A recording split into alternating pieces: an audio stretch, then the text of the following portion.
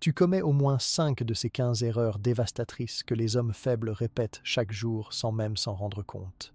Marc Aurèle, l'empereur philosophe de Rome, a observé ces mêmes schémas d'autosabotage il y a plus de 1800 ans, et il a laissé un manuel précis sur comment échapper à ce piège. La différence entre un homme qui construit un avenir solide et celui qui détruit ses propres chances se cache dans des comportements apparemment inoffensifs que tu as probablement normalisés. Les stoïciens ont découvert que la faiblesse ne réside pas dans la force physique, mais dans les choix mentaux quotidiens que nous faisons. Et aujourd'hui, tu vas découvrir exactement quels sont ces choix et comment les corriger avant qu'il ne soit trop tard. Abonne-toi à la chaîne, laisse ton like et commente de quelle partie du monde tu regardes. Installe-toi confortablement et détends-toi. On commence. Tu es ici ce soir parce que quelque chose en toi sait que la vie peut être différente. Peut-être ressens-tu un malaise, une insatisfaction sourde qui te murmure que tu n'es pas l'homme que tu pourrais être. Peut-être as-tu remarqué des schémas qui se répètent, des échecs qui reviennent, des opportunités qui s'échappent entre tes doigts comme du sable.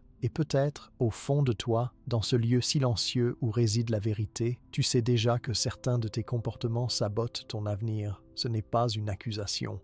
C'est une invitation à regarder en face ce que tu évites depuis trop longtemps. Les stoïciens, ces sages de l'Antiquité qui ont affronté guerre, exil, persécution et trahison, ont compris quelque chose de fondamental sur la nature humaine. Ils ont compris que la faiblesse n'est pas une question de force physique ou de circonstances extérieures. La faiblesse, la vraie, celle qui détruit un avenir, réside dans l'absence de maîtrise de soi, dans l'incapacité à gouverner ses pensées, ses désirs et ses actions. Marc Aurèle, empereur du monde connu, écrivait dans ses méditations nocturnes non pas pour impressionner les autres, mais pour se rappeler à lui-même les principes qui le maintiendraient sur le chemin de la vertu. Épictète, ancien esclave devenu l'un des plus grands maîtres de philosophie, enseignait que la liberté véritable ne dépend jamais des circonstances extérieures, mais toujours de notre capacité à choisir notre réponse face à ces circonstances. Sénèque, conseiller d'empereur et homme d'une richesse immense, savait que ni l'argent ni le pouvoir ne pouvaient acheter la tranquillité d'âme, cette sérénité qui naît uniquement d'une vie vécue selon la raison et la vertu. Aujourd'hui, nous allons explorer ensemble 15 comportements que les hommes faibles adoptent et qui détruisent systématiquement leur avenir. Mais avant de commencer, comprends bien ceci. Reconnaître ces comportements en toi n'est pas un signe d'échec, c'est le premier pas vers la transformation. Les stoïciens croyaient en la capacité de chaque homme à changer, à s'améliorer, à devenir meilleur. Ils savaient que la nature humaine est malléable, que le caractère se forge comme l'acier dans le feu de la discipline quotidienne. Alors, si tu te reconnais dans certains de ces comportements, ne te condamne pas. Observe avec honnêteté, accepte avec humilité et engage-toi à changer avec détermination, car c'est précisément cette capacité à se transformer qui distingue l'homme fort de l'homme faible. Le premier comportement destructeur, celui qui peut-être mine le plus insidieusement un avenir, c'est de fuir la responsabilité personnelle. L'homme faible cherche constamment à l'extérieur les causes de ses problèmes. C'est la faute de son patron s'il n'avance pas dans sa carrière. C'est la faute de ses parents s'il n'a pas confiance en lui. C'est la faute de la société, de l'économie, du gouvernement, du système, de sa malchance, de son éducation, de son passé. Il a toujours une raison, toujours une excuse, toujours quelqu'un d'autre à blâmer. Ce comportement est peut-être le plus confortable à court terme, car il protège l'ego de la confrontation avec ses propres défaillances. Mais à long terme, c'est un poison mortel qui ronge toute possibilité de croissance. Épictète enseignait avec une clarté tranchante que nous devons distinguer ce qui dépend de nous et ce qui n'en dépend pas. Et la seule chose qui dépend vraiment de nous, c'est notre faculté de jugement, nos opinions, nos désirs, nos aversions, nos actions. Tout le reste, absolument tout le reste, échappe à notre contrôle direct. Cela signifie que blâmer les circonstances extérieures, c'est donner son pouvoir à des forces sur lesquelles on n'a aucune prise. C'est s'installer dans une position de victime perpétuelle, et une victime ne peut jamais devenir maître de son destin. Pense à cet homme qui, soir après soir, se plaint de son travail, de son salaire, de son manager incompétent. Il raconte les mêmes histoires, ressasse les mêmes griefs, nourrit les mêmes ressentiments. Mais que fait-il concrètement pour changer sa situation? Développe-t-il de nouvelles compétences? Cherche-t-il de nouvelles opportunités? Communique-t-il clairement ses besoins et ses limites? Non. Il préfère rester dans sa zone de confort douloureuse, car le changement exigerait de lui quelque chose de bien plus difficile que de se plaindre. Il exigerait qu'il prenne la responsabilité de sa vie. Le stoïcisme te rappelle que chaque instant où tu blâmes quelqu'un d'autre est un instant où tu renonces à ton pouvoir. Chaque fois que tu dis « c'est la faute d'eux », tu affirmes « en réalité, je suis impuissant ». Et cette croyance devient une prophétie autoréalisatrice. Tu deviens effectivement impuissant, non pas parce que tu l'es vraiment, mais parce que tu as abandonné l'exercice de ton pouvoir. L'homme fort, au contraire, comprend que même s'il ne peut pas contrôler ce qui lui arrive, il peut toujours contrôler sa réponse. Il peut choisir de voir l'obstacle comme une opportunité. Il peut décider d'apprendre de l'échec. Il peut transformer l'adversité en force. Cette prise de responsabilité totale est terrifiante pour beaucoup, car elle signifie que nous ne pouvons plus nous cacher derrière des excuses. Elle nous met face à nous-mêmes, face à nos peurs, nos faiblesses, nos contradictions. Mais c'est précisément dans cette confrontation honnête que réside la possibilité de croissance. Marc Aurèle écrivait que l'obstacle sur le chemin devient le chemin. Cette phrase, devenue célèbre à travers les siècles, contient une sagesse profonde. Elle signifie que chaque difficulté que tu rencontres n'est pas un détour ou une injustice du destin, mais une partie intégrante de ton parcours vers la force et la sagesse. Quand tu cesses de fuir la responsabilité et que tu commences à l'embrasser pleinement, ta vie change de manière radicale. Tu passes du mode victime au mode créateur. Tu ne subis plus ta vie, tu la construis. Et cette transition, bien qu'exigeante, est la seule voie vers un avenir que tu peux véritablement appeler tienne. Alors ce soir, avant de dormir, pose-toi cette question avec honnêteté. Dans quel domaine de ma vie est-ce que je blâme les autres ou les circonstances pour mes problèmes? Ou est-ce que je refuse de prendre mes responsabilités?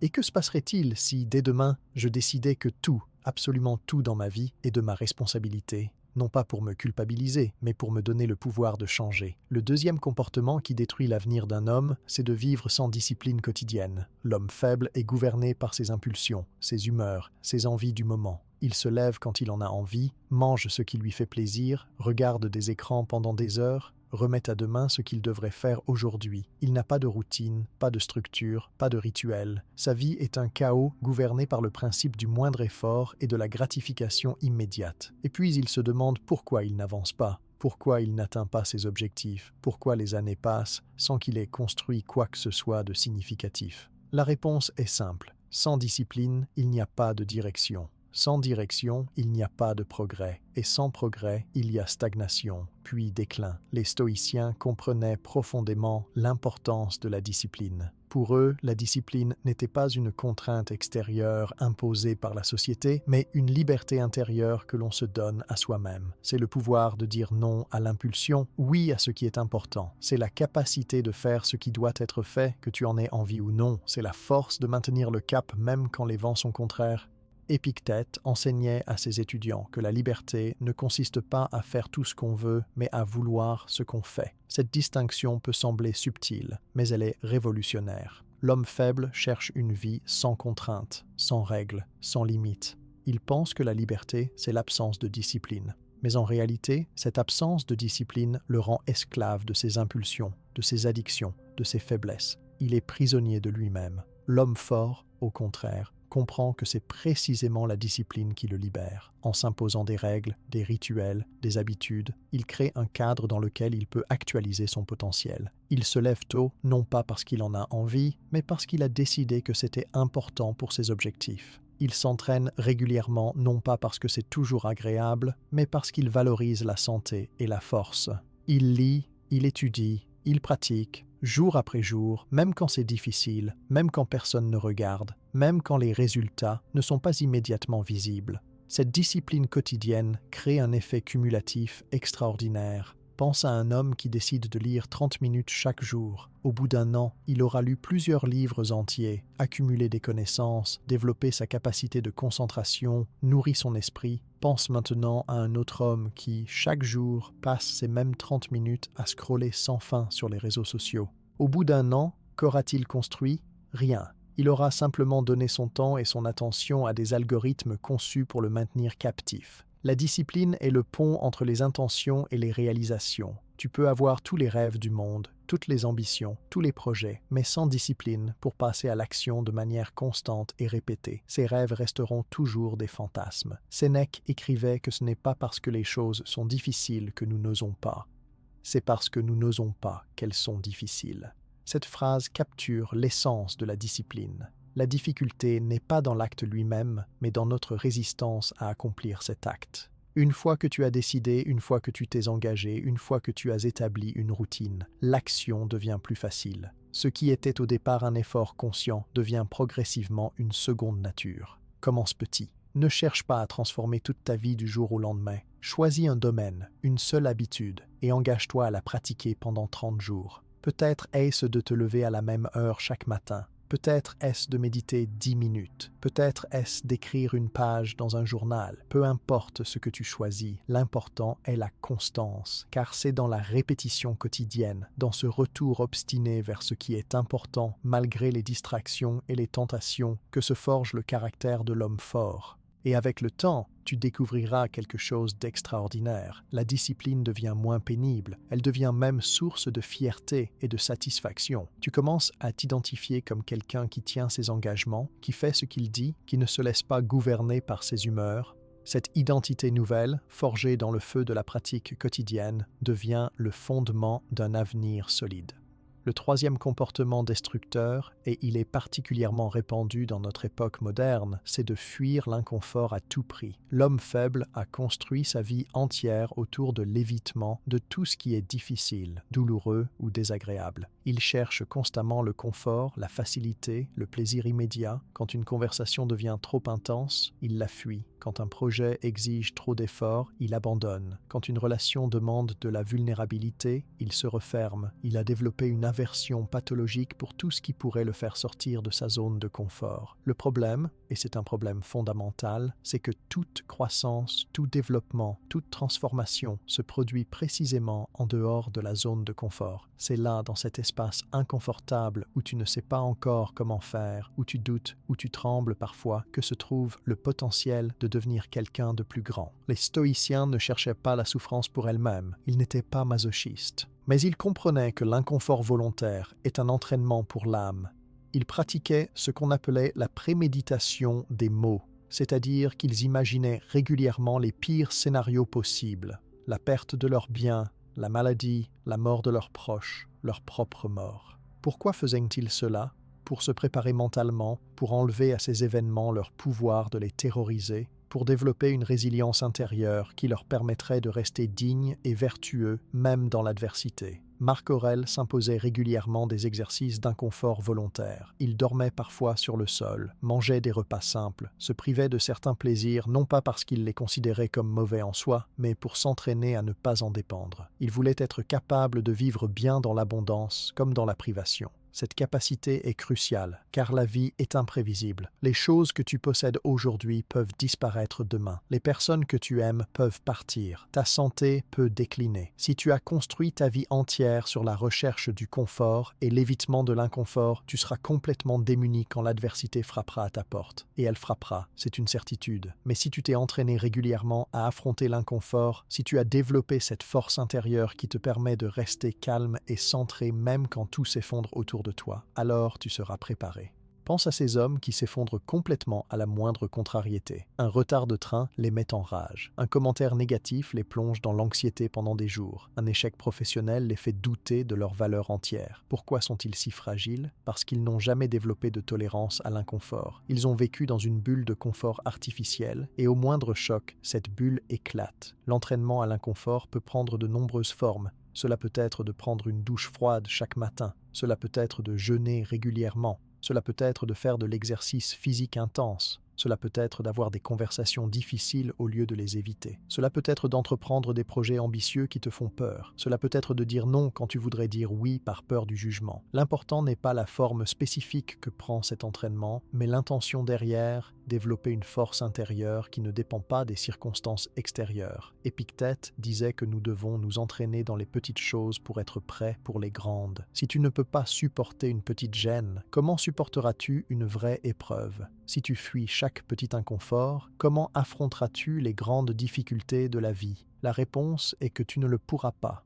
Tu seras emporté, submergé, détruit. Mais si tu as l'habitude de faire face, de respirer à travers l'inconfort, de rester présent même quand c'est difficile, alors tu développes une résilience qui devient ta force la plus précieuse. Il y a aussi un autre aspect crucial. L'inconfort volontaire te rappelle que tu es plus fort que tu ne le crois. Quand tu termines cette course difficile, quand tu sors de cette douche glacée, quand tu as eu cette conversation que tu redoutais, tu te prouves à toi-même que tu es capable. Cette preuve accumule, jour après jour, et construit une confiance authentique, non pas basée sur l'arrogance ou l'illusion, mais sur l'expérience répétée de ta propre capacité à faire face. Alors commence dès aujourd'hui. Identifie un petit inconfort que tu évites constamment et décide de l'affronter. Peut-être est-ce d'appeler quelqu'un avec qui tu as un conflit non résolu. Peut-être est-ce de commencer ce projet qui t'intimide. Peut-être est-ce simplement de t'asseoir en silence avec tes pensées pendant 10 minutes sans distraction. Fais-le et observe ce qui se passe en toi. Observe la résistance, la peur, l'envie de fuir, mais reste présent, respire. Et de l'autre côté de cet inconfort, tu découvriras quelque chose de précieux, ta propre force, qui était là depuis toujours, attendant simplement que tu la reconnaisses. Le quatrième comportement qui détruit l'avenir d'un homme est l'absence totale de vision ou de direction.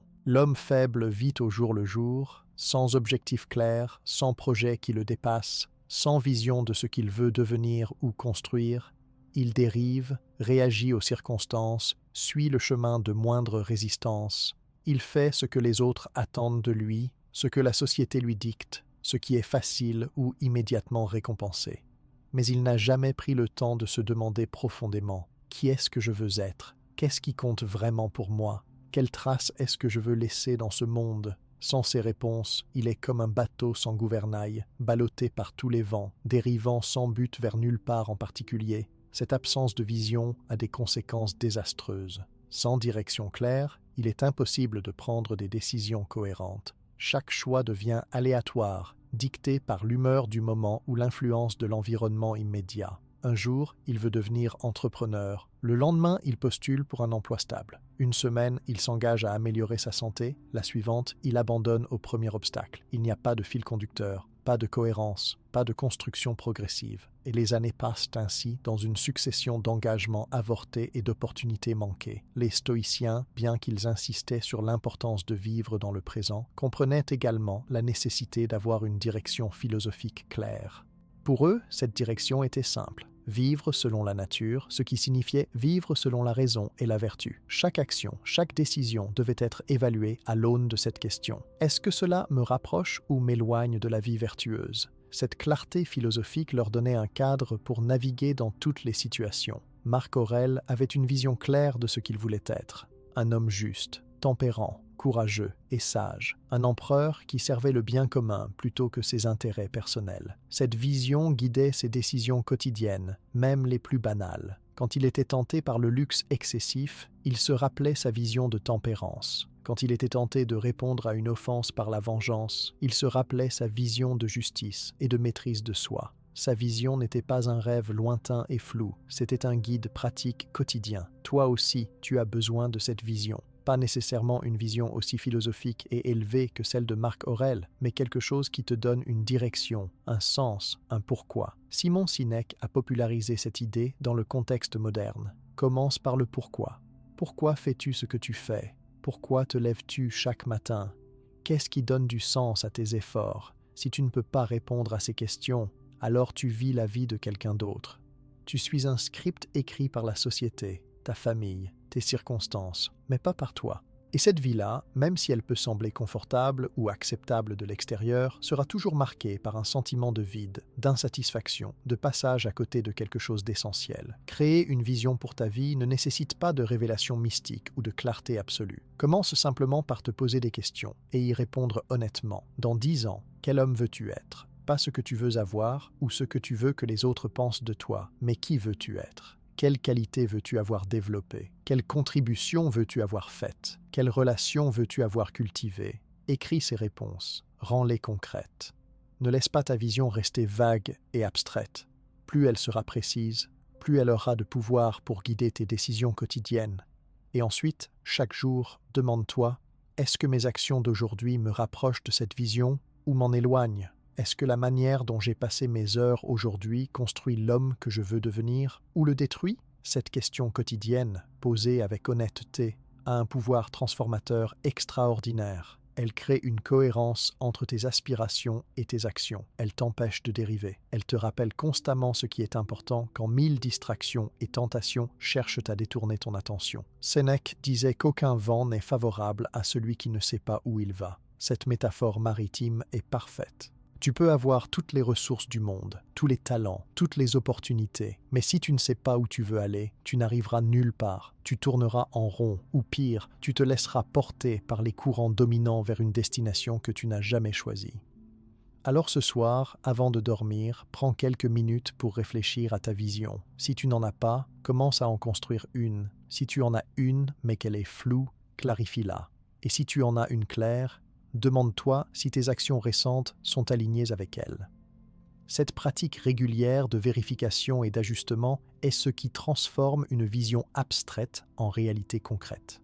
Le 5e comportement destructeur est de chercher constamment la validation externe. L'homme faible construit toute son estime de soi sur les opinions des autres. Il a besoin d'être approuvé, admiré, reconnu, apprécié pour se sentir bien dans sa peau. Son humeur dépend des compliments qu'il reçoit ou ne reçoit pas. Sa confiance monte ou descend selon les réactions de son entourage. Il passe une quantité énorme d'énergie à essayer de plaire, à gérer son image, à contrôler ce que les autres pensent de lui. Il poste sur les réseaux sociaux et vérifie compulsivement les likes et les commentaires. Il adapte ses opinions à son audience. Il évite de prendre des positions qui pourraient déplaire. Il dit oui quand il voudrait dire non, par peur du jugement. Il cache ses véritables intérêts, passions ou vulnérabilités parce qu'ils pourraient être perçus négativement. Cette dépendance à la validation externe est une prison. C'est abandonner complètement son pouvoir personnel et le donner à des forces extérieures qui sont par nature changeantes, imprévisibles et souvent arbitraires. Les gens sont capricieux, leurs opinions changent. Ce qu'ils applaudissent aujourd'hui, ils le critiqueront demain. Si tu construis ton identité sur ce fondement mouvant, tu seras toujours instable, toujours anxieux, toujours en train de jouer un rôle, plutôt que de vivre authentiquement. Les stoïciens avaient une position radicale sur cette question. Épictète enseignait que si tu recherches l'approbation des autres, tu t'es vendu toi-même. C'est une formule forte, tu t'es vendu. Cela signifie que tu as échangé ta liberté intérieure contre l'illusion du regard favorable d'autrui. Et c'est une mauvaise transaction, car tu ne contrôles jamais vraiment ce que les autres pensent. Tu peux influencer, manipuler, séduire, mais au final, leurs pensées leur appartiennent et échappent à ton contrôle direct. Donc, baser ton bien-être sur quelque chose que tu ne contrôles pas, c'est te condamner à une anxiété permanente. Marc Aurèle se rappelait constamment que l'opinion des autres ne peut ni t'élever ni te diminuer. Elle n'a aucun pouvoir sur ta valeur intrinsèque. Si quelqu'un te critique injustement, cela ne change rien à qui tu es.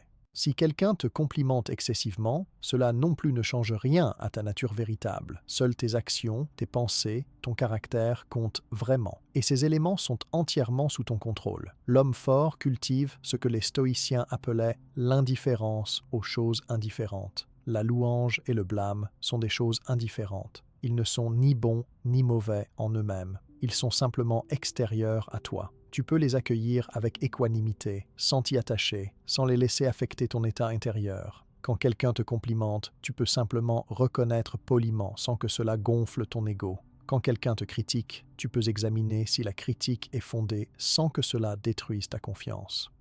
Cette capacité à rester centré face à la validation ou à l'invalidation externe est l'une des formes les plus profondes de liberté.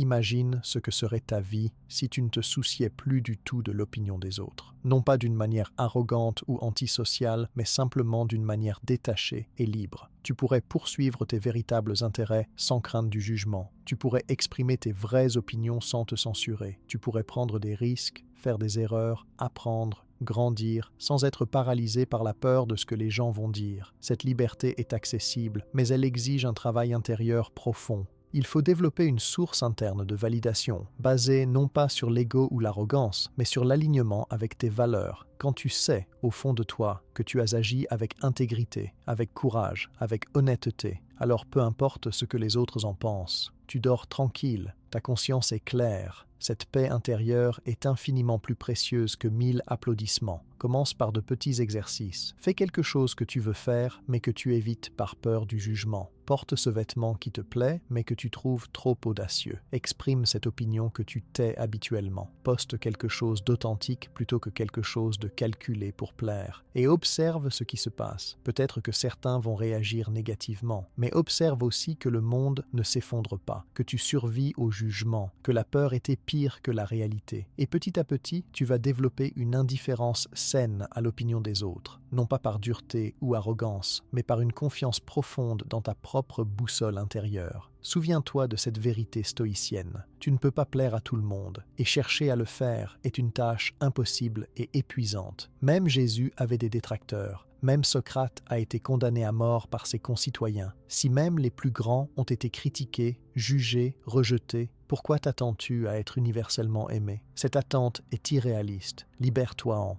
Vis selon tes principes. Agis avec vertu et laisse les opinions aller et venir comme des vagues qui n'ont aucun pouvoir sur le rocher de ton caractère. Le 6e comportement qui sabote un avenir est de remettre constamment à demain ce qui devrait être fait aujourd'hui. L'homme faible est un maître de la procrastination. Il a des projets, des idées, des ambitions, mais il les reporte toujours. Demain, il commencera ce régime. La semaine prochaine, il se mettra à écrire ce livre. Le mois prochain, il lancera cette entreprise. L'année prochaine, il changera vraiment. Mais demain ne vient jamais. Parce que quand demain arrive, il devient aujourd'hui et les mêmes mécanismes de fuite se remettent en place. La procrastination n'est pas simplement de la paresse, c'est souvent une stratégie inconsciente pour éviter l'inconfort, le jugement, l'échec potentiel. Tant que le projet reste dans ta tête, il est parfait. Tu ne peux pas échouer à écrire un livre que tu n'as jamais commencé. Tu ne peux pas faire faillite avec une entreprise qui existe seulement dans ton imagination. Donc, la procrastination protège l'ego contre la confrontation avec la réalité, mais au prix terrible de ne jamais actualiser ton potentiel.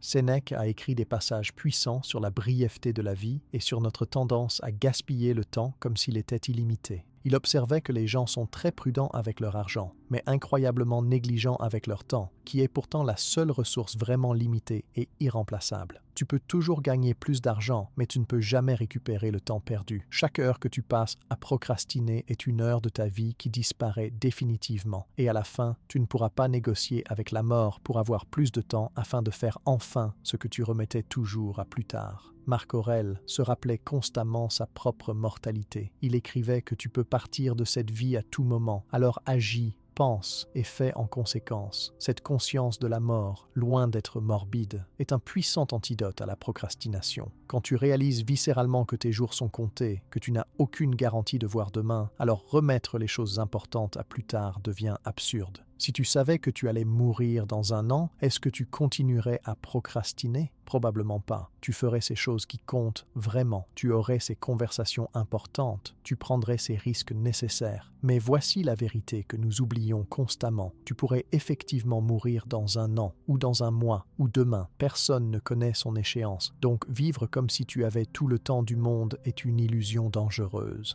La procrastination repose aussi souvent sur le perfectionnisme. L'homme faible attend le moment parfait, les conditions parfaites, l'inspiration parfaite pour commencer. Mais ce moment n'arrive jamais, les conditions ne sont jamais parfaites. L'inspiration est capricieuse. Les stoïciens nous enseignent que la perfection n'est pas le but.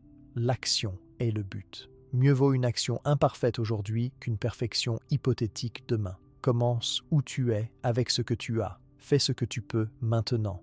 L'élan se crée en bougeant, pas en attendant. Il y a une technique puissante pour vaincre la procrastination, la règle des 2 minutes. Si quelque chose peut être fait en 2 minutes ou moins, fais-le immédiatement. Ne le reporte pas, ne le mets pas sur une liste, fais-le maintenant. Cette règle simple élimine l'accumulation de petites tâches qui finissent par créer un fardeau mental. Mais tu peux aussi utiliser une version élargie. Engage-toi à travailler sur ce projet que tu procrastines pendant seulement 2 minutes. Juste 2 minutes. L'astuce est que commencer est souvent la partie la plus difficile. Une fois que tu as commencé, même pour 2 minutes, l'élan se crée et tu continues souvent bien au-delà. Le simple fait de franchir cette barrière initiale brise le cycle de la procrastination. Identifie ce projet, cette tâche, cette conversation que tu remets à plus tard depuis des semaines, des mois, peut-être des années. Demande-toi honnêtement, qu'est-ce qui me retient? Est-ce la peur de l'échec, la peur du jugement, le perfectionnisme, l'inconfort?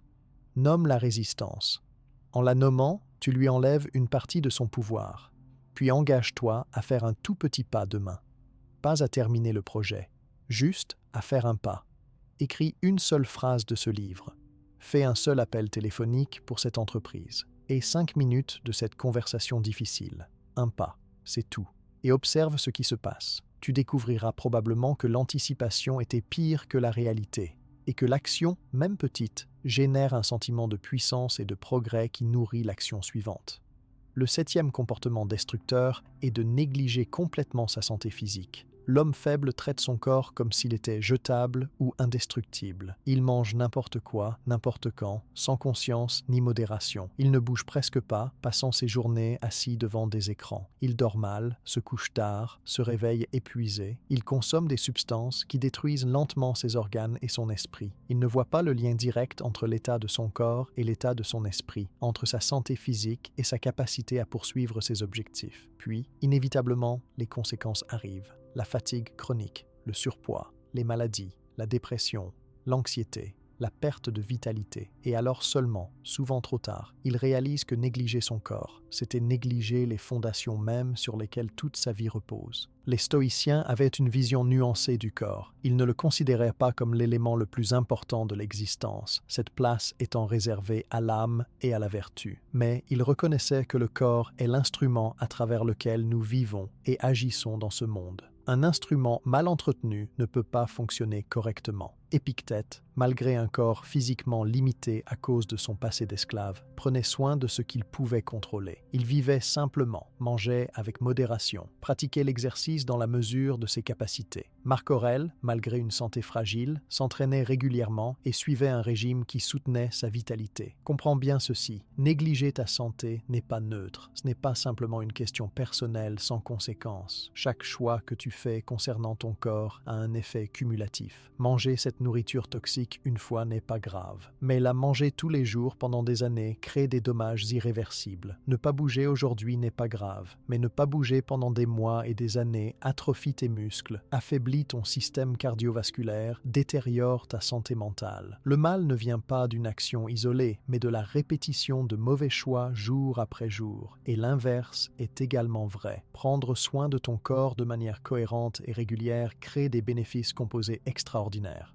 Quand tu manges des aliments nutritifs, tu donnes à ton corps les matériaux dont il a besoin pour fonctionner optimalement. Ton énergie augmente, ta clarté mentale s'améliore, ton humeur se stabilise. Quand tu bouges régulièrement, tu renforces non seulement tes muscles et ton cœur, mais aussi ton cerveau. L'exercice physique est l'un des antidépresseurs les plus puissants. Il améliore la concentration, réduit l'anxiété, favorise un sommeil de qualité. Quand tu dors suffisamment, tu permets à ton corps de se réparer, à ton cerveau d'intégrer ce que tu as appris, à ton système immunitaire de se renforcer. Il n'y a rien de compliqué dans les bases de la santé. Elles sont connues depuis des millénaires. Mange principalement des aliments entiers, non transformés. Bouge ton corps régulièrement, idéalement avec un mélange de cardio et de renforcement musculaire. Dors 7 à 9 heures par nuit. Hydrate-toi correctement. Évite ou limite les substances toxiques. Gère ton stress par des pratiques comme la méditation ou la respiration consciente. Ces principes sont simples, mais leur application requiert discipline et constance. L'homme faible cherche des raccourcis, des pilules magiques, des régimes miracles qui promettent des résultats sans effort. Il saute d'une mode à l'autre, cherchant la solution facile qui n'existe pas. L'homme fort comprend qu'il n'y a pas de raccourci, que la santé est le résultat de choix quotidiens répétés sur le long terme.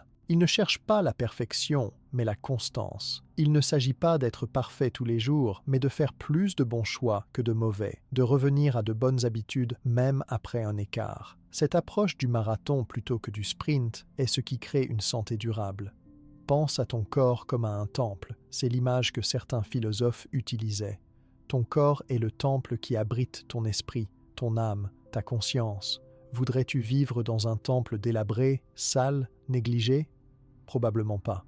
Alors pourquoi traites-tu ton propre corps avec si peu de respect ? Commence aujourd'hui, pas demain, pas lundi prochain, aujourd'hui, à faire un choix différent. Peut-être est-ce de remplacer une boisson sucrée par de l'eau, peut-être est-ce de marcher 30 minutes, peut-être est-ce de te coucher 1 heure plus tôt. Un choix, fais-le consciemment. Puis demain, fais un autre bon choix. Puis après-demain, encore un. Construis lentement, patiemment une collection de bonnes habitudes qui vont transformer non seulement ton corps, mais toute ta vie. car quand tu as de l'énergie, quand tu te sens bien physiquement, quand tu es fort et vital, tout le reste devient plus facile. Tu as plus de motivation pour travailler sur tes projets, tu as plus de patience dans tes relations, tu as plus de résilience face aux défis. Ta santé est le fondement sur lequel tu construis tout le reste. Ne la néglige pas. Le 8e comportement qui détruit l'avenir d'un homme est de fuir systématiquement la solitude et le silence. L'homme faible ne peut pas rester seul avec lui-même. Il a constamment besoin de distraction, de bruit, de stimulation externe. Dès qu'il se réveille, il attrape son téléphone. Pendant qu'il mange, il regarde des vidéos. Pendant qu'il travaille, il a de la musique ou des podcasts en fond. Quand il marche, il a des écouteurs.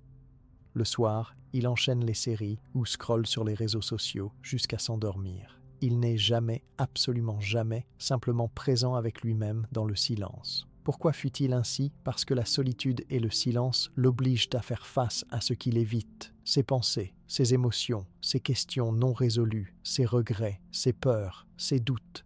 Tant qu'il reste distrait, il peut ignorer cette voix intérieure qui essaie de lui dire quelque chose d'important. Mais cette fuite a un prix terrible. Sans moment de solitude et de silence, il n'y a pas de croissance intérieure possible, il n'y a pas de réflexion profonde, il n'y a pas de connaissance de soi. L'homme reste en surface de sa propre existence, emporté par le courant des stimulations et des opinions externes, sans jamais plonger dans les profondeurs de son être. Les stoïciens valorisaient énormément la pratique de la retraite intérieure. Marc Aurèle écrivait que les hommes cherchent des retraites à la campagne, au bord de la mer, à la montagne, mais que la vraie retraite se trouve dans l'esprit. Tu peux te retirer en toi-même à tout moment, dans n'importe quel lieu, simplement en fermant les yeux et en tournant ton attention vers l'intérieur. Cette capacité à créer un espace de silence et de solitude intérieure, même au milieu du chaos, était pour les stoïciens une compétence essentielle. Elle leur permettait de rester centrés, de se reconnecter à leurs principes, de retrouver la paix quand le monde extérieur était turbulent. Dans la solitude consciente, tu peux faire plusieurs choses cruciales. D'abord, tu peux simplement observer tes pensées sans y réagir. Tu découvres que tu n'es pas tes pensées, que tu es la conscience qui observe les pensées. Cette distinction est libératrice, car elle te permet de ne pas être emporté par chaque pensée négative ou anxieuse qui traverse ton esprit. Ensuite, dans la solitude, tu peux réfléchir profondément à ta vie. Tu peux te poser ces questions importantes que le bruit quotidien enterre. Est-ce que je vis selon mes valeurs? Est-ce que mes actions sont alignées avec mes aspirations? Qu'est-ce qui compte vraiment pour moi? Ces questions n'émergent pas dans le bruit et la distraction. Elles émergent dans le silence. La solitude te permet aussi de développer une relation plus profonde avec toi-même. Beaucoup d'hommes sont des étrangers pour eux-mêmes. Ils ne connaissent pas vraiment leurs peurs profondes, leurs désirs authentiques, leurs valeurs fondamentales. Ils vivent selon des scripts appris, des rôles sociaux, des attentes externes, sans jamais avoir pris le temps de découvrir qui ils sont vraiment sous tous ces masques. La solitude régulière crée un espace pour cette découverte de soi. C'est un rendez-vous que tu prends avec toi-même, où tu peux être complètement authentique, parce qu'il n'y a personne à impressionner, personne à satisfaire, personne dont il faut gérer les attentes. Dans notre époque hyper connectée et surstimulée, la capacité à être seul devient presque révolutionnaire. Tout dans notre environnement pousse à la distraction constante. Les plateformes numériques sont conçues spécifiquement pour capter et garder ton attention. Les notifications, les algorithmes, les designs addictifs, tout conspire pour t'empêcher d'avoir ne serait-ce que quelques minutes de silence non interrompu. Résister à cette force nécessite une intention délibérée. Tu dois créer activement des espaces de solitude dans ta vie parce qu'ils ne se créeront pas spontanément. Commence par quelque chose de simple. Chaque jour, prends 15 minutes de solitude complète. Pas de téléphone, pas de livre, pas de musique, rien. Juste toi, assis ou marchant en silence. Au début, ce sera probablement inconfortable. Ton esprit va s'agiter, chercher des distractions, produire toutes sortes de pensées anxieuses ou ennuyées. C'est normal. Ne lutte pas contre ces pensées, observe-les simplement. Laisse-les passer comme des nuages. Petit à petit, l'agitation se calme. Un espace plus profond s'ouvre.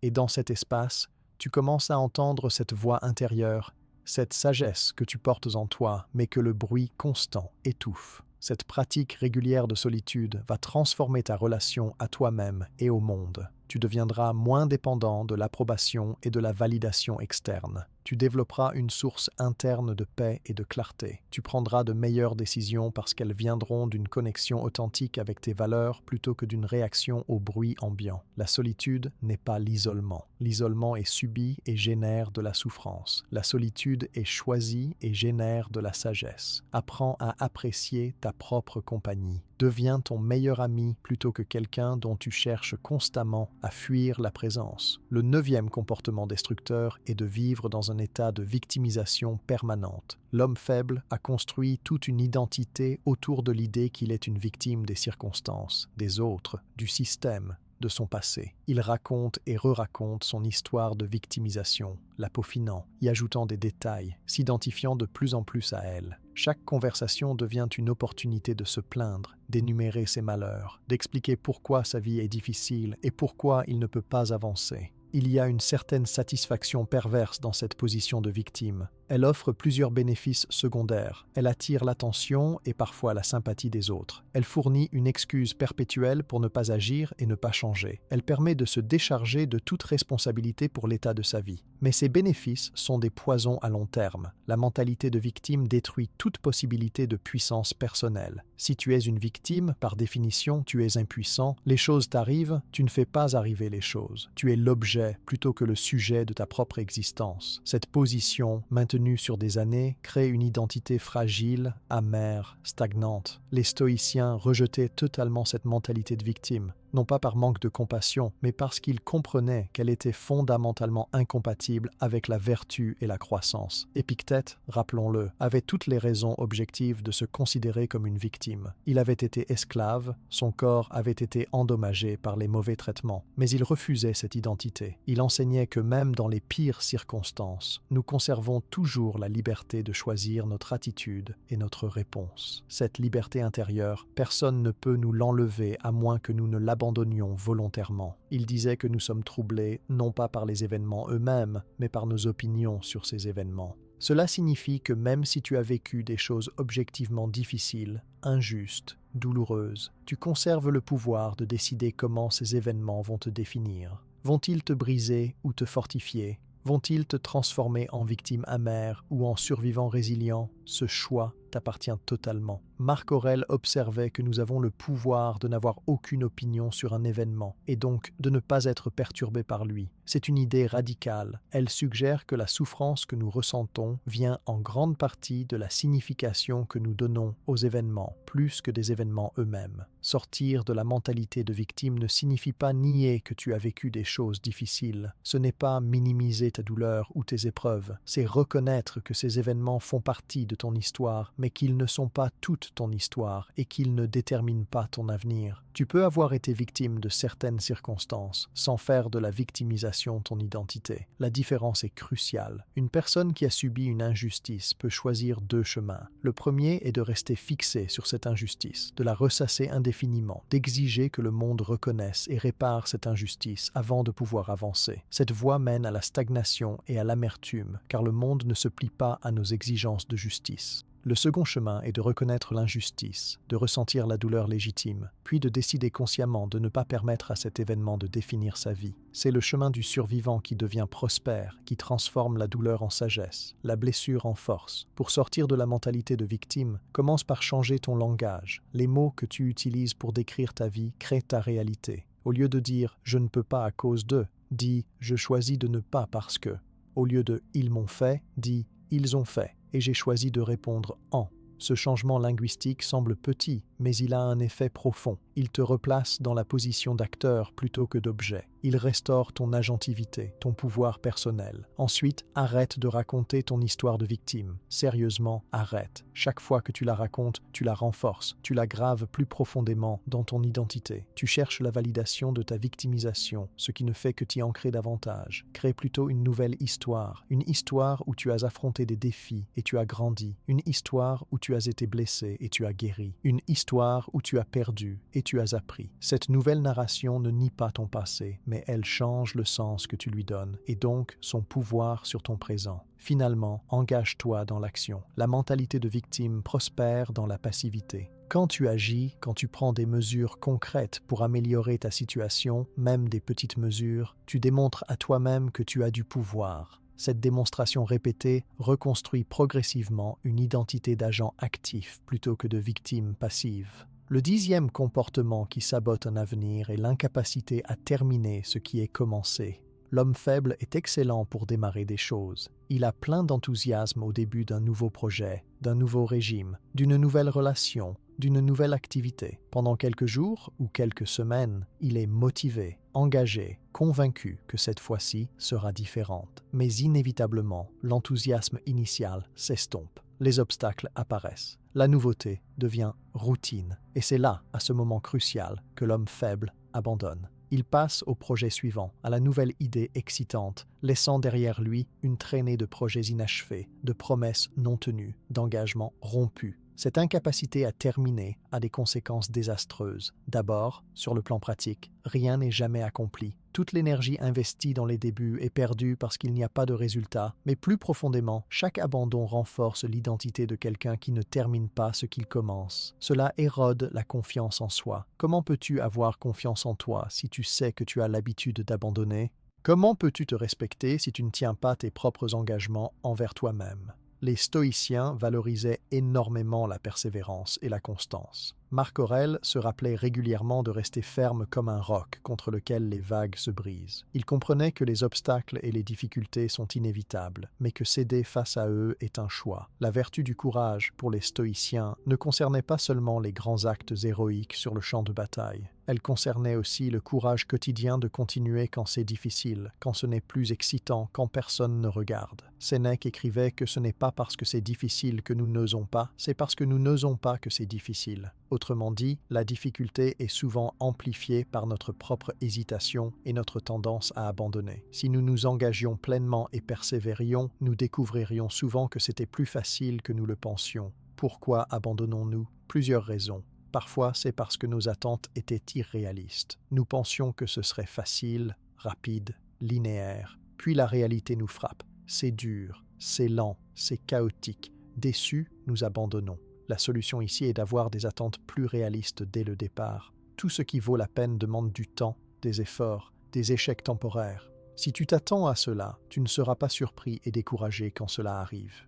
Parfois, nous abandonnons parce que nous perdons de vue le pourquoi. Au début, nous étions connectés à la raison pour laquelle nous faisions cette chose. Mais avec le temps, cette connexion s'est affaiblie. Nous sommes maintenant juste dans la routine, et la routine sans sens devient vide et difficile à maintenir. La solution ici est de te reconnecter régulièrement à ton pourquoi. Rappelle-toi pourquoi tu as commencé ce projet. Visualise le résultat que tu veux atteindre. Ressens l'importance de cet objectif pour toi. Parfois, nous abandonnons simplement par manque de discipline et de système. Nous comptions sur la motivation, mais la motivation est volatile. Un système, une routine, un engagement clair indépendant de l'humeur du moment, voilà ce qui permet de continuer quand la motivation disparaît. Crée des systèmes qui soutiennent tes objectifs. Si tu veux écrire un livre, ne compte pas sur l'inspiration. Décide que chaque jour à 6 heures du matin, tu écris pendant 1 heure, que tu te sentes inspiré ou non. Ce système, maintenu dans le temps, produira un livre. L'inspiration seule ne le fera jamais. Pour développer ta capacité à terminer ce que tu commences, commence par un petit engagement que tu peux honorer à coup sûr. Peut-être est-ce de lire 10 pages d'un livre chaque jour jusqu'à le finir. Peut-être est-ce de faire 10 pompes chaque matin pendant 30 jours. Quelque chose de petit mais significatif. Puis tiens cet engagement, quoi qu'il arrive.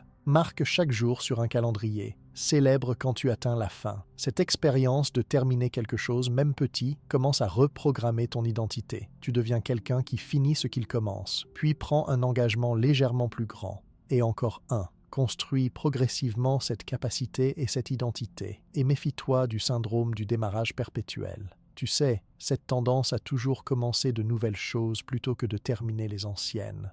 Avant de commencer quelque chose de nouveau, demande-toi: ai-je terminé ce que j'avais précédemment commencé? Sinon, pourquoi? Est-ce que je répète un schéma? Cette prise de conscience peut briser le cycle. Le 11e comportement qui détruit l'avenir d'un homme est de fuir systématiquement les conversations difficiles. L'homme faible évite la confrontation à tout prix.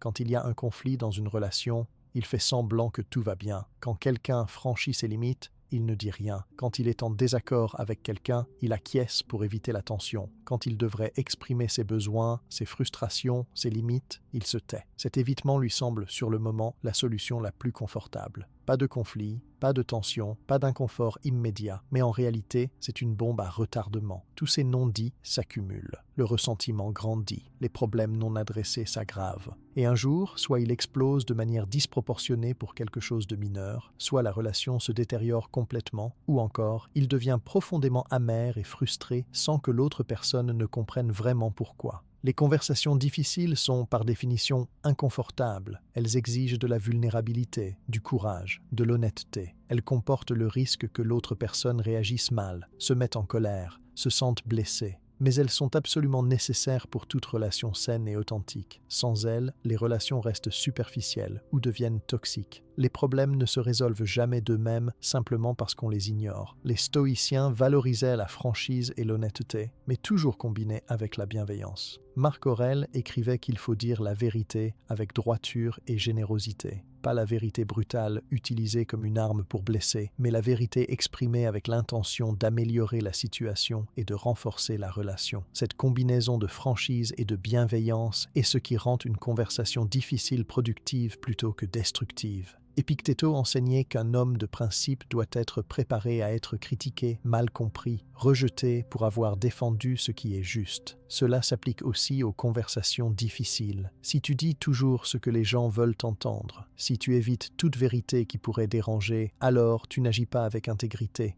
Tu sacrifies ta vérité et ton authenticité pour un confort temporaire. Et au final, ni toi ni l'autre personne ne bénéficiez de ce mensonge par omission. Qu'est-ce qui rend une conversation difficile productive? Plusieurs éléments. D'abord, le bon moment et le bon contexte. Ne lance pas une conversation importante quand l'un de vous est fatigué, stressé ou distrait. Choisis un moment où vous pouvez tous les deux être présents et calmes. Ensuite, commence par clarifier ton intention. Pourquoi veux-tu avoir cette conversation? Si c'est pour blesser, pour avoir raison, pour dominer, alors ne la commence pas. Mais si c'est pour améliorer la relation, pour résoudre un problème, pour exprimer honnêtement ton expérience, alors avance. Utilise le « je » plutôt que le « tu ». Au lieu de « tu fais toujours », dis « je me sens quand ».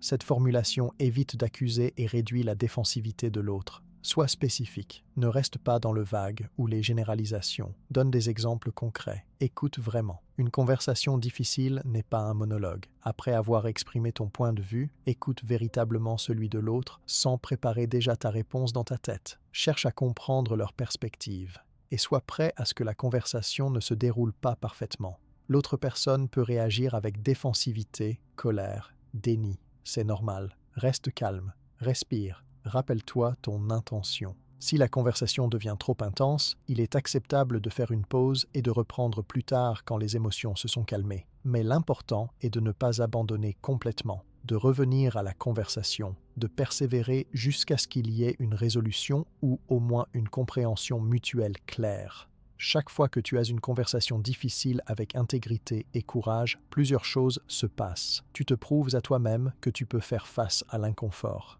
Tu renforces ton identité comme quelqu'un qui défend ses valeurs et ses limites. Tu crées une opportunité pour que la relation s'approfondisse ou se clarifie.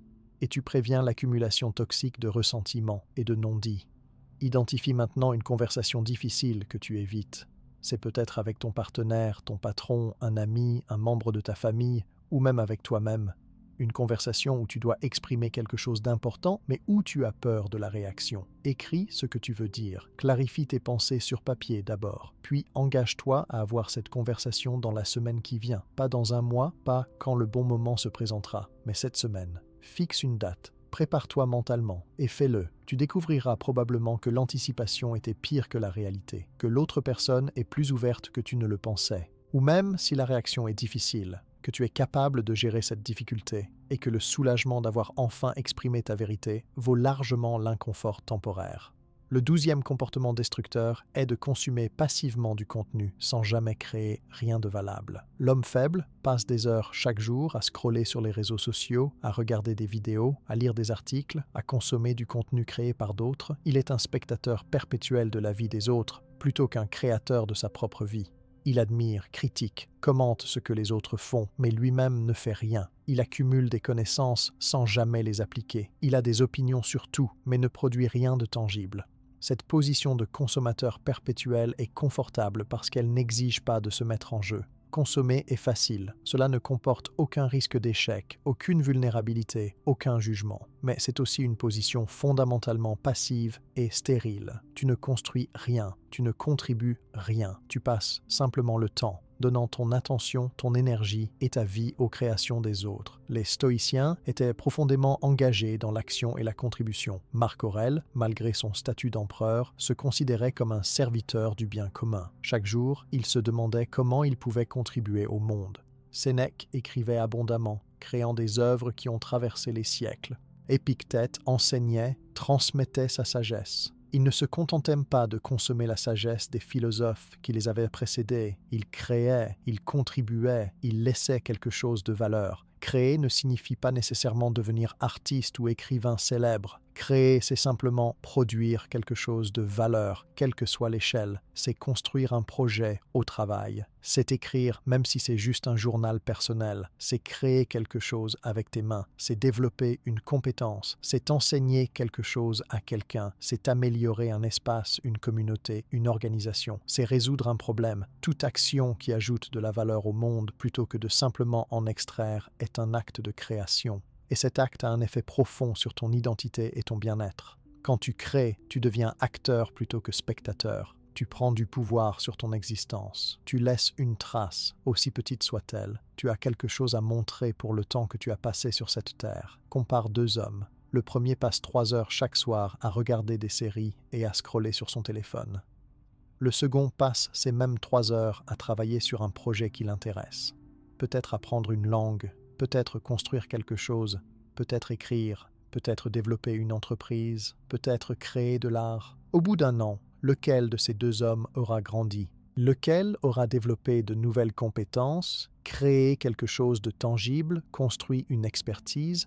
La réponse est évidente. Le premier aura simplement vieilli d'1 an. Le second aura vécu, créé, avancé. Le piège de la consommation passive est qu'elle donne l'illusion de faire quelque chose. Tu te sens occupé, tu apprends des choses en regardant des vidéos éducatives. Tu restes informé en lisant des articles de news. Tu maintiens des relations en scrollant sur les réseaux sociaux. Mais dans quelle mesure ces activités ajoutent-elles réellement de la valeur à ta vie? Honnêtement, très peu. La plupart du contenu que tu consommes est oublié en quelques heures. Les informations que tu lis ne changent rien à ta vie quotidienne. Le temps passé sur les réseaux sociaux ne crée pas de véritable connexion. C'est du vide déguisé en productivité. Pour sortir de ce schéma, commence par mesurer honnêtement combien de temps tu passes en consommation passive versus en création active. Peut-être pendant 1 semaine. Note chaque heure comment tu l'as passé. Tu seras probablement choqué par le déséquilibre, puis décide de réallouer une partie de ce temps vers la création. Peut-être que tu réduiras ton temps de réseaux sociaux de 2 heures à 1 heure et utiliseras l'heure récupérée pour travailler sur quelque chose qui t'importe. Peut-être que tu remplaceras une série le soir par 1 heure de travail sur un projet personnel.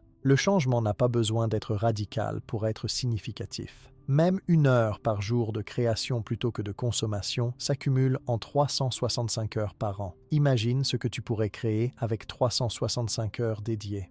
Le 13e comportement qui sabote un avenir est de refuser d'investir en soi-même. L'homme faible ne voit pas la valeur de se développer continuellement. Il pense qu'une fois ses études terminées, son apprentissage est fini. Il ne lit pas de livres. Il ne suit pas de formation, il n'investit pas dans de nouvelles compétences, il ne travaille pas sur son développement personnel, il n'investit pas non plus dans sa santé, considérant les aliments de qualité ou l'accès à une salle de sport comme des dépenses inutiles. Il ne voit pas son esprit, son corps et ses compétences comme des actifs qui nécessitent un investissement continu. Cette myopie a des conséquences désastreuses à long terme. Dans un monde qui évolue rapidement, ne pas continuer à apprendre et à se développer signifie être dépassé. Les compétences qui étaient précieuses il y a 10 ans peuvent être obsolètes aujourd'hui. Les industries se transforment, les technologies évoluent. Celui qui n'investit pas dans son développement devient progressivement moins pertinent, moins compétitif, moins capable. Les stoïciens valorisaient profondément l'éducation continue et le développement de soi. Ils voyaient la vie comme une école où nous sommes toujours étudiants.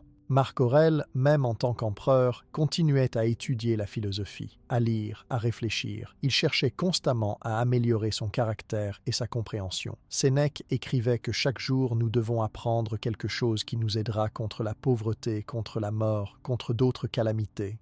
Il comprenait que l'investissement dans la sagesse et le caractère était le seul investissement vraiment sûr, car personne ne peut te l'enlever. Investir en soi-même prend plusieurs formes. Il y a l'investissement intellectuel, lire des livres, suivre des cours, apprendre de nouvelles compétences, étudier des sujets qui t'intéressent ou qui sont pertinents pour tes objectifs.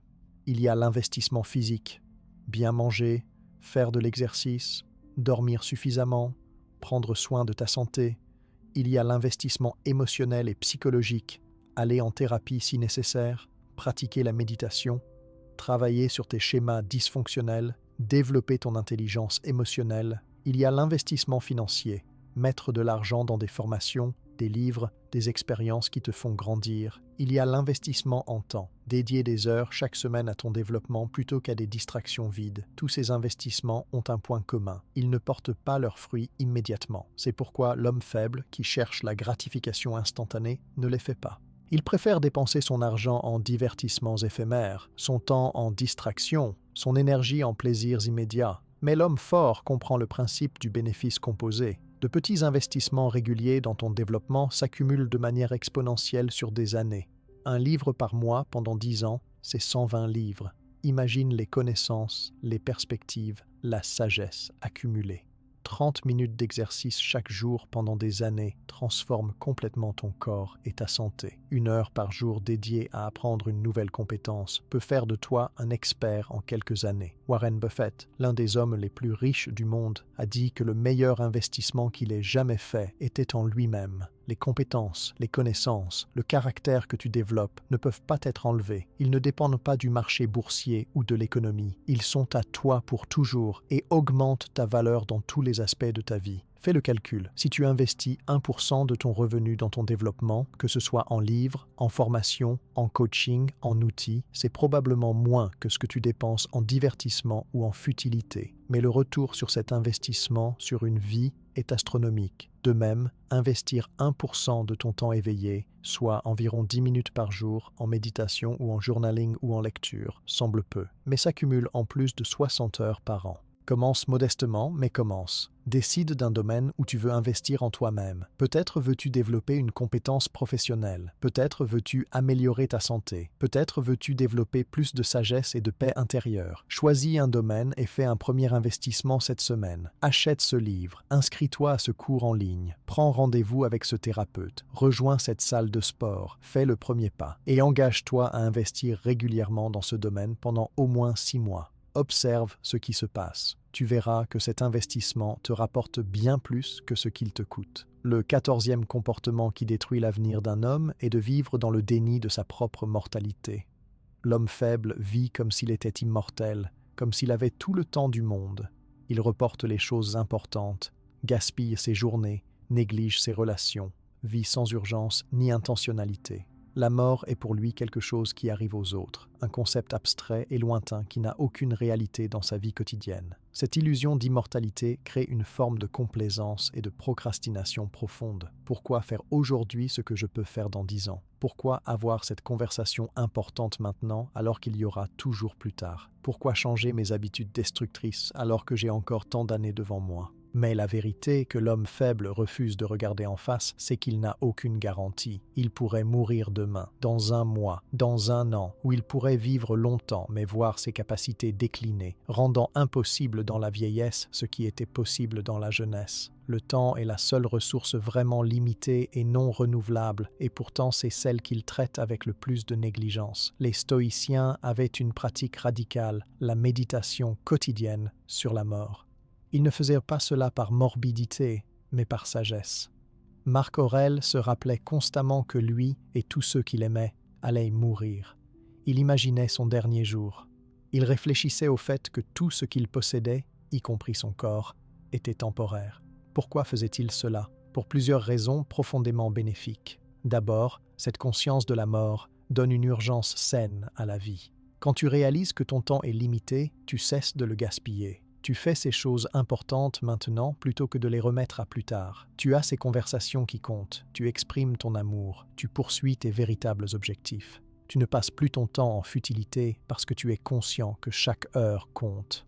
Ensuite, la conscience de la mort crée de la gratitude. Quand tu réalises que ce moment que tu vis maintenant est un cadeau qui pourrait être retiré à tout instant, tu l'apprécies davantage. Le simple fait d'être en vie, de respirer, de sentir, de penser, devient miraculeux plutôt que banal. La méditation sur la mort t'apprend aussi à ne pas t'attacher de manière maladive aux choses et aux personnes. Tu aimes les gens dans ta vie plus profondément, mais tu es conscient qu'ils sont mortels, temporaires, et cette conscience te fait les chérir davantage tout en te préparant à l'inévitable séparation. Enfin, réfléchir à ta propre mort te force à te demander « Comment est-ce que je veux être rappelé? Quelle trace est-ce que je veux laisser? Qu'est-ce qui aura vraiment compté dans ma vie quand je serai sur mon lit de mort ?» Ces questions sont inconfortables, mais elles sont essentielles. Elles t'aident à identifier ce qui est vraiment important et à éliminer ce qui est superflu. Les personnes en fin de vie expriment souvent les mêmes regrets. J'aurais aimé avoir le courage de vivre ma propre vie plutôt que celle que les autres attendaient de moi. J'aurais aimé ne pas travailler aussi dur. J'aurais aimé avoir le courage d'exprimer mes sentiments. J'aurais aimé rester en contact avec mes amis. J'aurais aimé me permettre d'être plus heureux. Ces regrets sont le résultat d'une vie vécue dans le déni de la mort, dans l'illusion qu'il y aurait toujours plus de temps. Ne fais pas cette erreur. Commence dès aujourd'hui à vivre avec une conscience de ta mortalité. Cela ne signifie pas être obsédé par la mort ou anxieux. Cela signifie simplement garder présent à l'esprit que ton temps est limité et précieux. Une pratique simple. Chaque soir, avant de dormir, prends un moment pour te rappeler que cette journée est terminée et ne reviendra jamais. Tu es d'un jour plus proche de ta mort. Pas pour te déprimer, mais pour te rappeler d'utiliser sagement le temps qui te reste. Demande-toi, est-ce que j'ai vécu aujourd'hui d'une manière dont je suis fier? Si demain était mon dernier jour, qu'est-ce que je ferais différemment? Cette réflexion quotidienne a le pouvoir de transformer complètement ta manière de vivre. Le 15e et dernier comportement qui détruit l'avenir d'un homme, et c'est peut-être le plus fondamental, est de vivre sans principe clair. L'homme faible n'a pas de code moral défini. Il n'a pas de valeurs claires auxquelles il s'accroche. Il est comme une girouette qui tourne selon le vent dominant.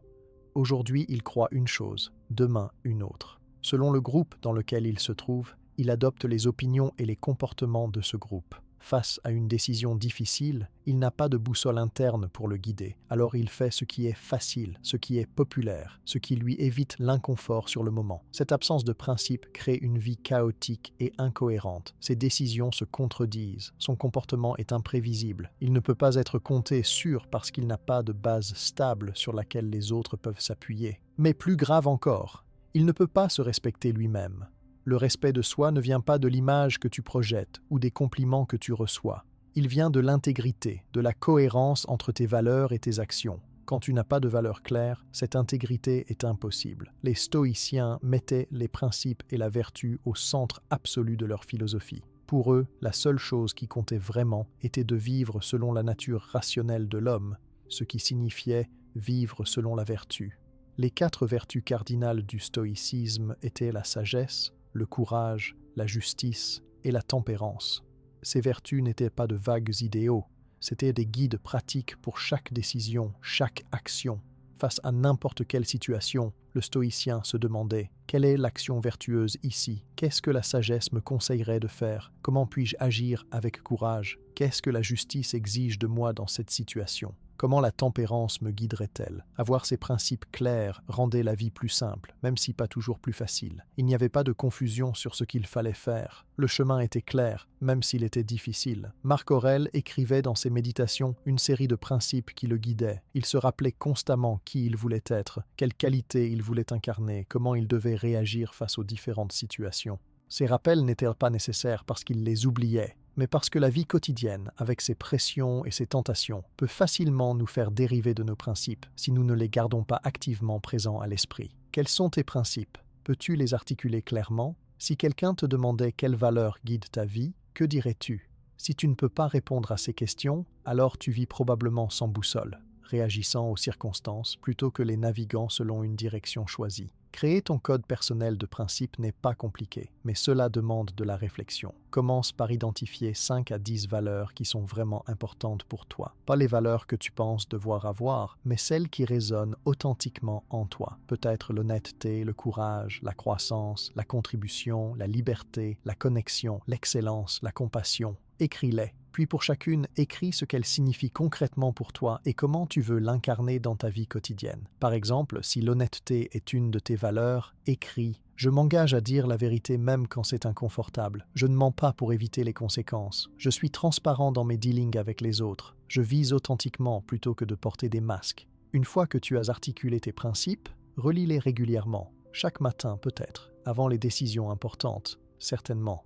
Quand tu es face à une situation difficile, demande-toi « Qu'est-ce que mes principes me guident à faire ici ?» Et puis, fais-le, même si c'est difficile. Chaque fois que tu honores tes principes dans une situation où il aurait été plus facile de les compromettre, tu renforces ton caractère et ton respect de toi-même. Chaque fois que tu les trahis, tu t'affaiblis. Avec le temps, tes principes deviennent ancrés. Ils ne sont plus quelque chose que tu dois consciemment consulter. Ils deviennent qui tu es. Tu deviens quelqu'un d'intègre, quelqu'un de fiable, quelqu'un dont les actions sont cohérentes avec les valeurs proclamées. Et cette intégrité devient la base solide sur laquelle tu construis un avenir significatif. Nous avons maintenant exploré 15 comportements que les hommes faibles adoptent et qui détruisent systématiquement leur avenir. Fuir la responsabilité personnelle, vivre sans discipline, éviter l'inconfort, manquer de vision, chercher constamment la validation externe, procrastiner, négliger sa santé, fuir la solitude, vivre en victime, ne jamais terminer ce qui est commencé, éviter les conversations difficiles, consommer sans créer, refuser d'investir en soi, nier sa mortalité, vivre sans principe. C'est une liste confrontante. En la lisant, tu t'es probablement reconnu dans plusieurs de ces comportements. C'est normal, nous sommes tous humains, nous avons tous des faiblesses, des zones aveugles, des habitudes dysfonctionnelles.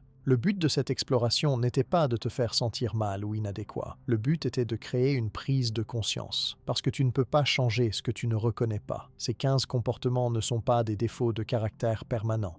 Ce sont des habitudes, et les habitudes peuvent être changées. Avec conscience, intention et pratique, tu peux remplacer chacun de ces comportements destructeurs par son contraire constructif.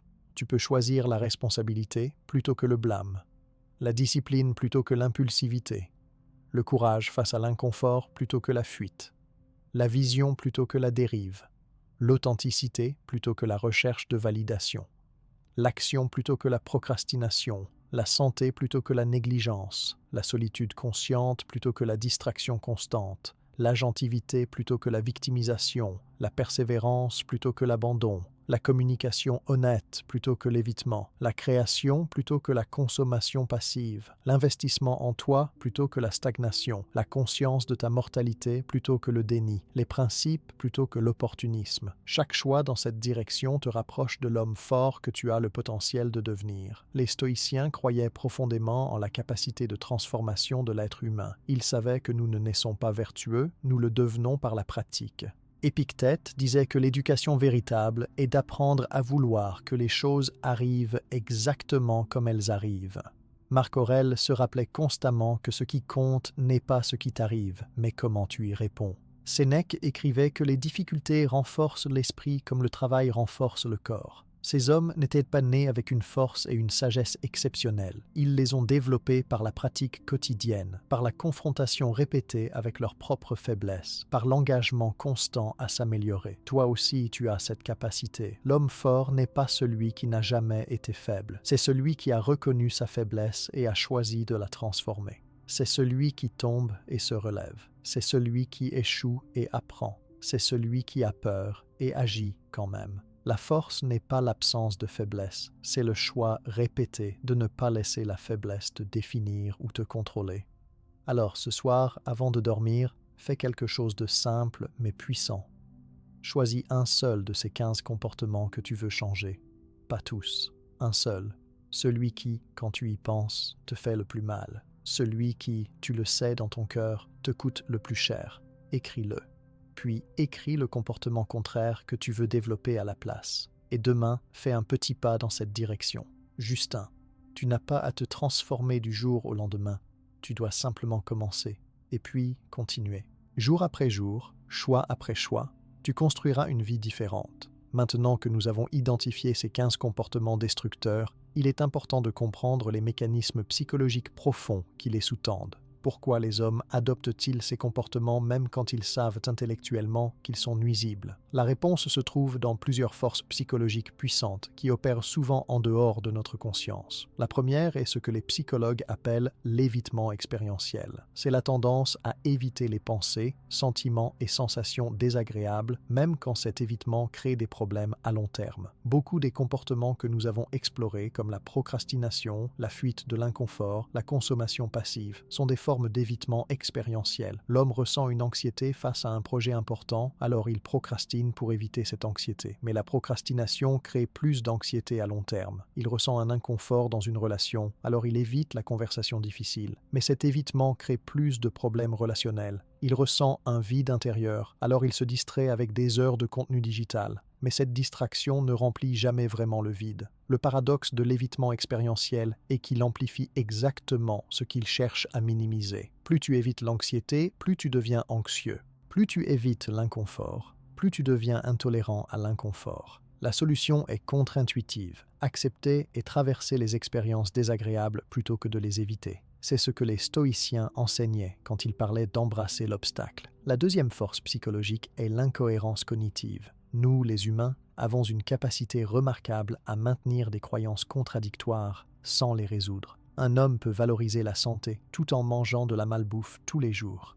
Il peut vouloir le succès tout en évitant le travail nécessaire. Il peut désirer des relations profondes tout en restant émotionnellement fermé.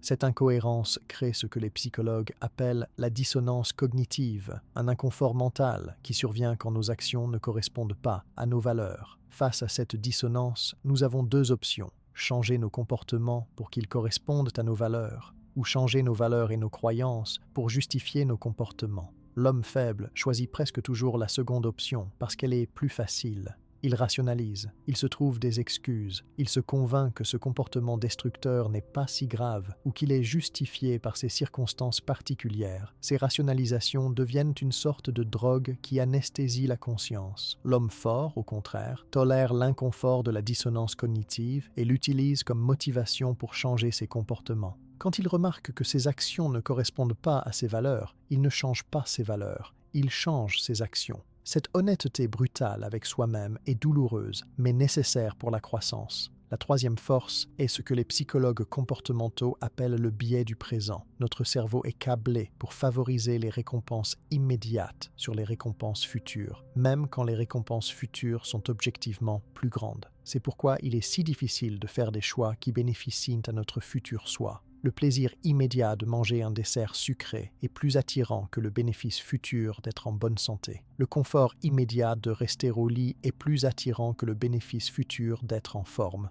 Le soulagement immédiat d'éviter une conversation difficile est plus attirant que le bénéfice futur d'avoir une relation saine. Ce biais est ancré profondément dans notre évolution. Pour nos ancêtres, le futur était incertain. Il valait mieux prendre les calories maintenant parce qu'elles pourraient ne pas être disponibles demain. Mais dans notre monde moderne où la nourriture est abondante et où nous vivons en relative sécurité, ce câblage devient problématique. Il nous pousse constamment vers des choix qui nous satisfont maintenant mais nous détruisent à long terme. La solution est de créer des structures qui rendent les bons choix plus immédiats et les mauvais choix plus difficiles. Par exemple, si tu veux manger sainement, ne garde pas de malbouffe chez toi. Si tu veux lire plus, laisse un livre sur ton oreiller. Si tu veux faire de l'exercice, prépare tes vêtements de sport la veille. Ces petites structures réduisent la friction pour les bons comportements et l'augmentent pour les mauvais. La quatrième force psychologique est l'identité. Nous agissons d'une manière qui est cohérente avec l'identité que nous nous sommes construites, souvent inconsciemment. Si ton identité profonde est « je suis quelqu'un qui abandonne les choses, alors même si tu essaies consciemment de finir un projet, une partie de toi sabote cet effort pour rester cohérent avec ton identité. Si ton identité est « je suis une victime », alors même les opportunités de pouvoir personnel seront inconsciemment sabotées parce qu'elles menacent cette identité. L'identité est comme un thermostat psychologique. Quand tes comportements déviennent trop de ton identité, un mécanisme se déclenche pour te ramener à la température habituelle. C'est pourquoi tant de changements ne durent pas. Tu peux changer tes comportements temporairement par la volonté, mais si tu ne changes pas l'identité sous-jacente, tu reviendras toujours à ton point de départ. La transformation durable exige donc un changement d'identité. Tu ne cherches pas seulement à changer ce que tu fais, mais qui tu es. Au lieu de dire « je vais faire de l'exercice », tu dis « je suis quelqu'un qui prend soin de son corps ». Au lieu de « je devrais être plus discipliné », tu dis « je suis une personne disciplinée ». Ce changement d'identité se fait progressivement par l'accumulation de preuves. Chaque fois que tu agis d'une manière cohérente avec la nouvelle identité que tu veux créer, tu votes pour cette identité. Avec suffisamment de votes, l'identité change. Les stoïciens comprenaient intuitivement ces mécanismes psychologiques bien avant que la psychologie moderne ne les nomme. Leur philosophie offre des outils pratiques pour travailler avec ces forces plutôt que contre elles. La pratique de l'attention consciente aide à reconnaître l'évitement expérientiel quand il se produit. L'examen quotidien aide à identifier l'incohérence cognitive. La méditation sur la mort combat le biais du présent en rendant le futur plus saillant. Et le travail constant sur la vertu aide à construire une identité forte basée sur des principes plutôt que sur des habitudes. Ces pratiques ne sont pas théoriques ou abstraites. Ce sont des technologies psychologiques qui, appliquées avec constance, transforment réellement la structure de ton esprit et donc de ta vie.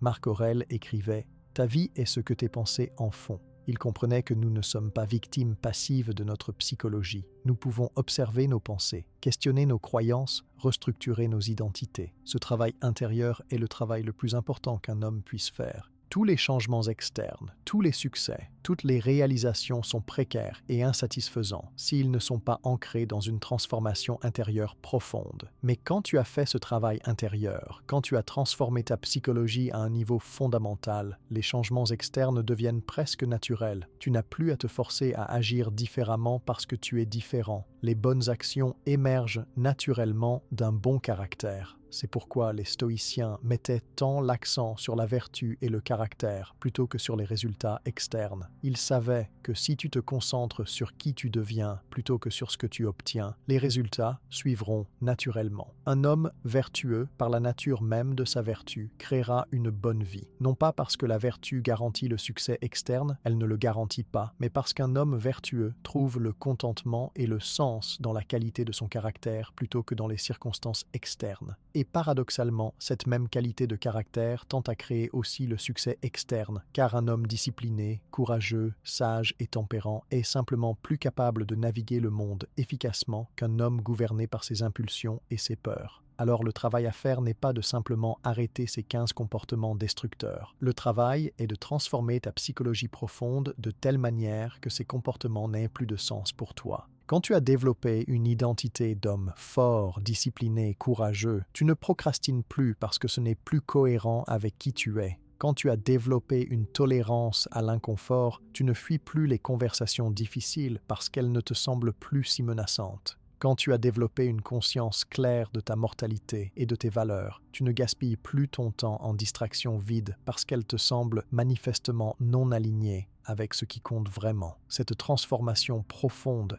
est possible. Elle n'est pas facile et elle n'est pas rapide, mais elle est possible. Et elle commence par une décision, suivie par une action, suivie par une autre action, répétée jusqu'à ce que ces actions deviennent des habitudes. Et ces habitudes deviennent un caractère, et ce caractère devient un destin. Nous arrivons maintenant à la fin de ce voyage à travers les comportements qui détruisent l'avenir des hommes faibles et la sagesse stoïcienne qui peut les transformer. Si tu as écouté jusqu'ici, c'est que quelque chose en toi aspire à plus, à mieux, à une vie vécue avec plus d'intention et d'intégrité. Cette aspiration elle-même est précieuse. Honore-la en passant à l'action. Le philosophe stoïcien Musonius Rufus, moins connu que ses élèves Épictète ou Marc Aurèle, mais tout aussi sage, enseignait que la philosophie n'est pas faite pour être simplement étudiée, mais pour être vécue. Il disait que tout comme la médecine ne sert à rien si elle ne guérit pas les maladies du corps, la philosophie ne sert à rien si elle ne guérit pas les maladies de l'âme.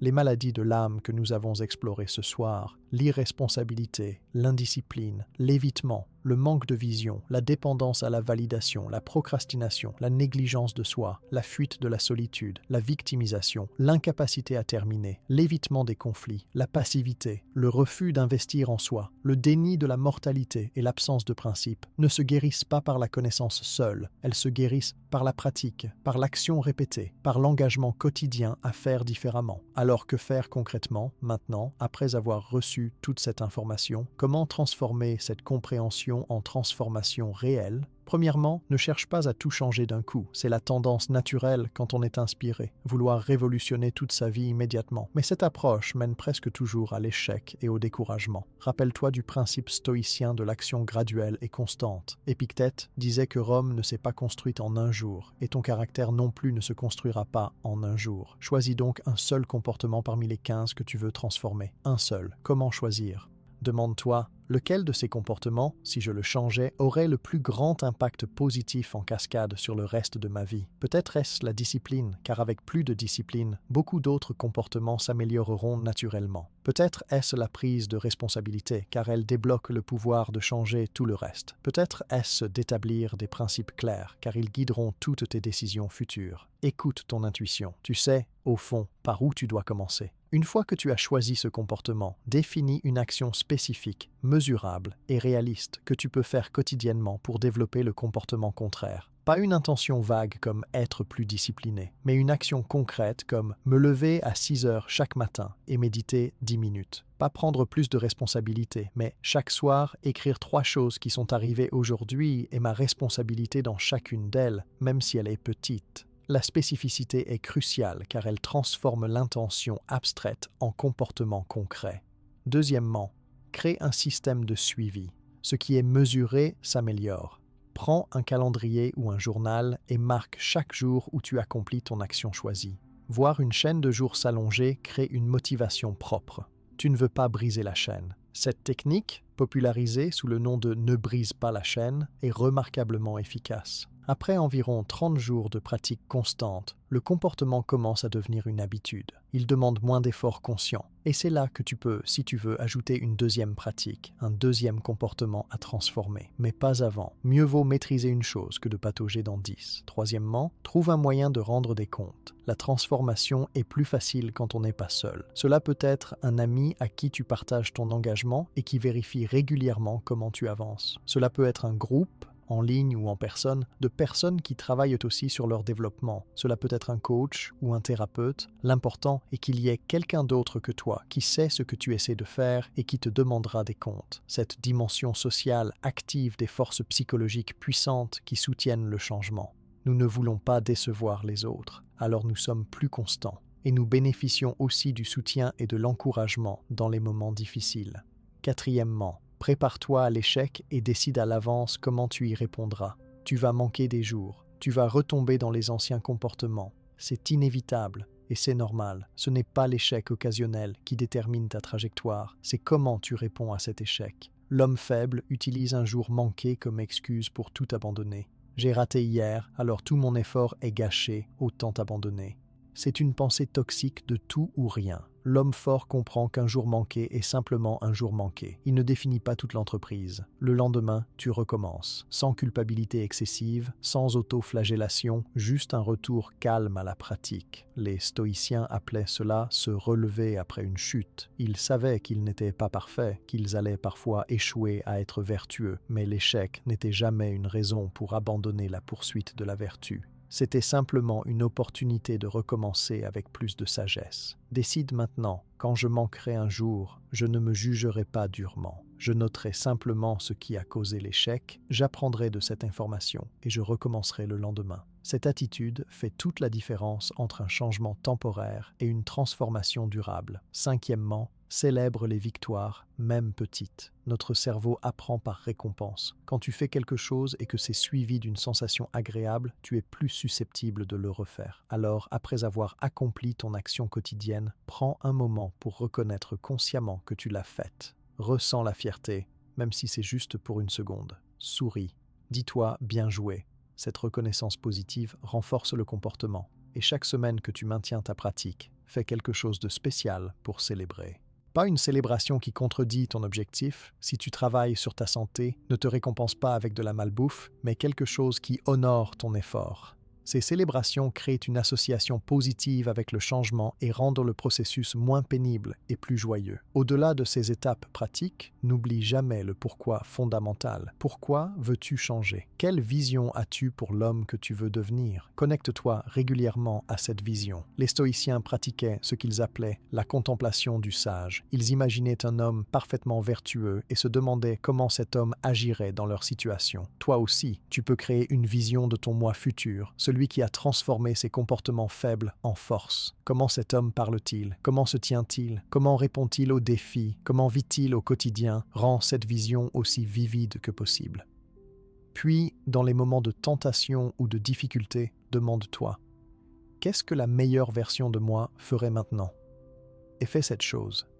Rappelle-toi aussi que ce travail de transformation n'est jamais vraiment terminé. Tu n'atteindras pas un jour un état de perfection où tu n'auras plus besoin de t'améliorer. Même Marc Aurèle, à la fin de sa vie, écrivait encore dans ses méditations des rappels pour lui-même, luttait encore contre ses tendances. Le chemin stoïcien est un chemin de pratique à vie. Mais c'est aussi un chemin qui devient plus facile et plus gratifiant avec le temps.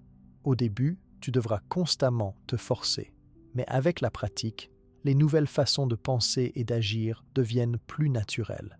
Et tu commenceras à voir les résultats dans ta vie extérieure, oui, mais surtout dans ta vie intérieure. Plus de paix, plus de confiance authentique, plus de respect de toi-même, un sens que tu es aligné avec quelque chose de plus grand que ton confort immédiat. Cette transformation intérieure, ce n'est pas seulement pour toi. Quand tu deviens plus fort, plus conscient, plus vertueux, cela affecte tous ceux qui t'entourent. Ta famille bénéficie d'un homme plus présent et plus stable. Tes amis bénéficient d'un ami plus fiable et plus authentique. Ton travail bénéficie de tes contributions accrues. Et peut-être, en vivant avec intégrité, tu inspires d'autres hommes à commencer leur propre chemin de transformation.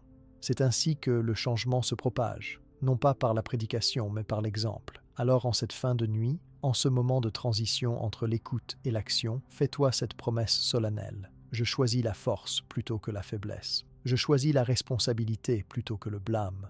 Je choisis la croissance plutôt que le confort stagnant. Je choisis de devenir l'homme que je sais pouvoir être. Et je commence maintenant, pas demain, pas lundi, maintenant, avec une action, aussi petite soit-elle. Les stoïciens te le rappellent à travers les siècles. Tu as en toi tout ce dont tu as besoin pour vivre avec vertu et dignité. Les circonstances externes peuvent être difficiles, injustes, imprévisibles, mais ton citadelle intérieure, ton caractère, ta liberté de choisir ta réponse, personne ne peut te les enlever à moins que tu ne les abandonnes. Ne les abandonne pas, défends cette citadelle, fortifie-la, et depuis cette base solide, construis une vie dont tu seras fier, non pas parce qu'elle impressionne les autres, mais parce qu'elle reflète qui tu es vraiment et ce que tu valorises vraiment. Le voyage commence maintenant. Si cette exploration t'a touché, si quelque chose a résonné en toi, alors ne garde pas cette énergie pour toi seul. Partage cette vidéo avec un homme dans ta vie qui pourrait en bénéficier. Abonne-toi à cette chaîne pour continuer à recevoir du contenu qui nourrit ta croissance et ta transformation. Laisse un commentaire partageant quel comportement tu as décidé de transformer en premier, car en le déclarant publiquement, tu renforces ton engagement et tu inspires les autres. Nous sommes tous ensemble sur ce chemin, chacun à son étape, chacun avec ses luttes particulières, mais tous unis par cette aspiration commune à devenir meilleur, plus fort, plus authentique. Soutiens-toi mutuellement dans les commentaires, encourage ceux qui partagent leurs défis, célèbre ceux qui partagent leurs victoires.